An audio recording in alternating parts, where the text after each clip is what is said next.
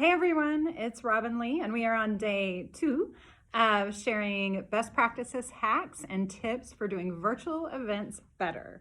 So we are gonna get started first with a little piece of information that I think will help encourage you in a time where you might be a little discouraged.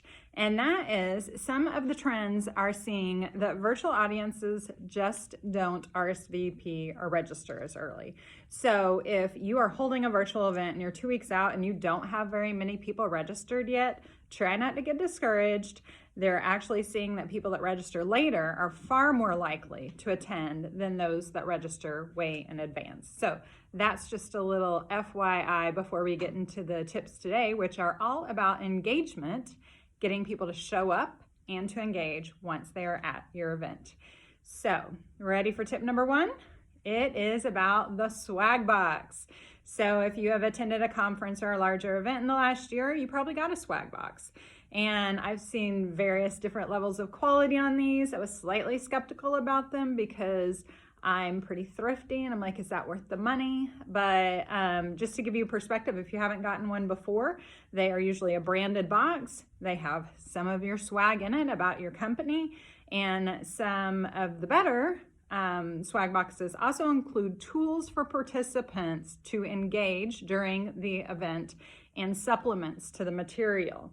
Now, an event I went to recently, they shared, and this is what sold me on the swag box, that one of the number one reasons why you want to do a swag box is because swag boxes you have delivered to their doorstep by Federal Express or UPS, and 100% of people will open that box.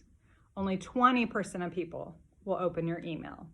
So this is one of the reasons why it significantly helps in getting people to show up. And they usually time that so that it arrives just a couple of days before your event.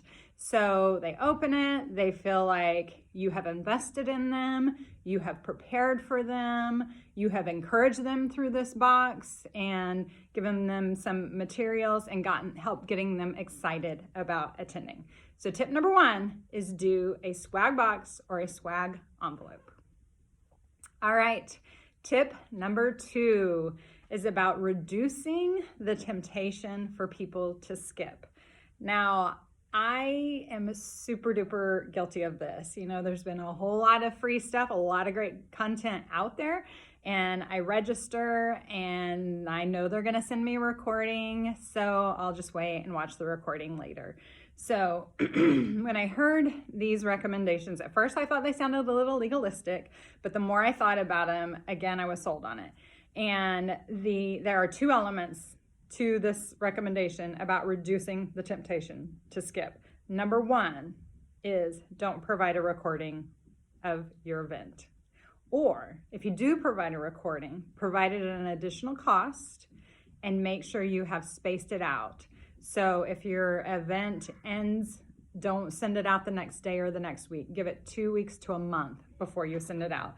That way people that are genuinely interested will actually come to your live event. And the reason that matters is because one of the key benefits to participants of an event isn't just the content, it's connection and community. And if they don't attend it live, they are missing 2/3 of the value of the event.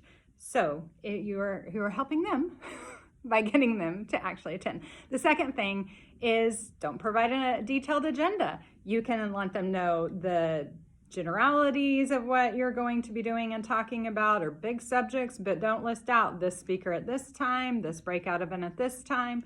And again, I was a little skeptical of that when I first heard it, but they said the only reason they need that is so they can plan which sessions to skip.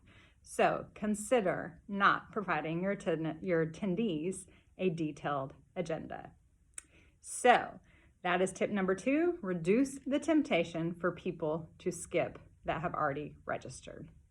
All right, are you ready for tip number 3? Tip number 3, I don't know if you remember, we shared last week that 80% of a virtual event is the same as live events, although we didn't treat it that way in 2020. We somehow said, I don't think they're the same, so I just have to do it totally different. And this 3rd tip is about bringing back things that we did when we held our events live. So this one is gamification.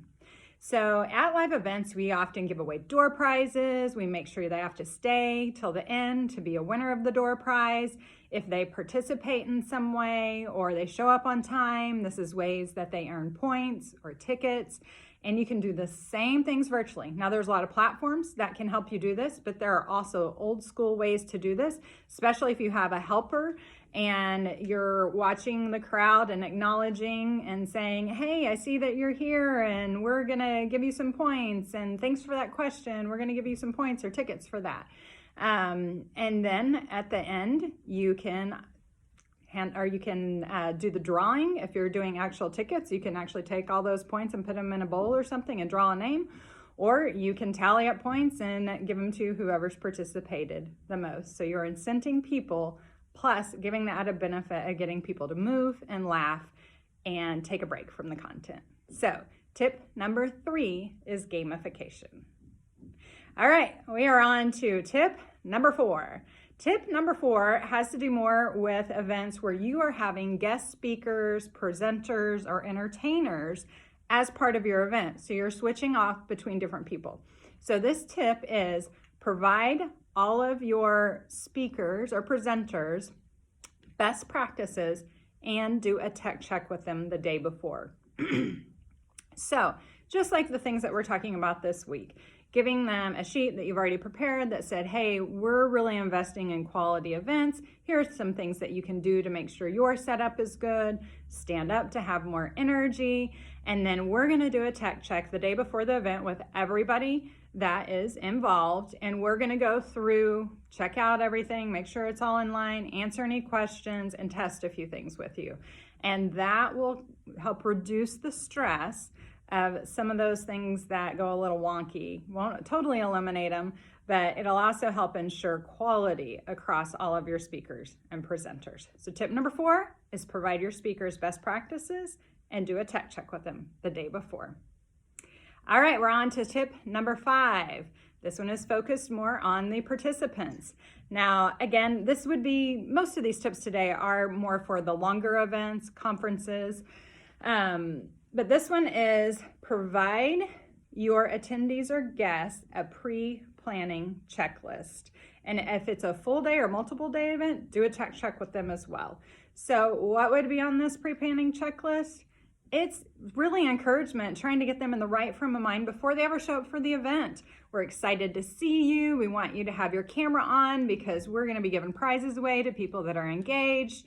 So take a shower and put real clothes on, and have them, if it's a longer event, make sure you grab your coffee or your water and some snacks, put your do not disturb sign on the door, and get your emoji panels out, which are part of what they're going to get, tools in their swag box, and get ready to use them. We're going to have a great time.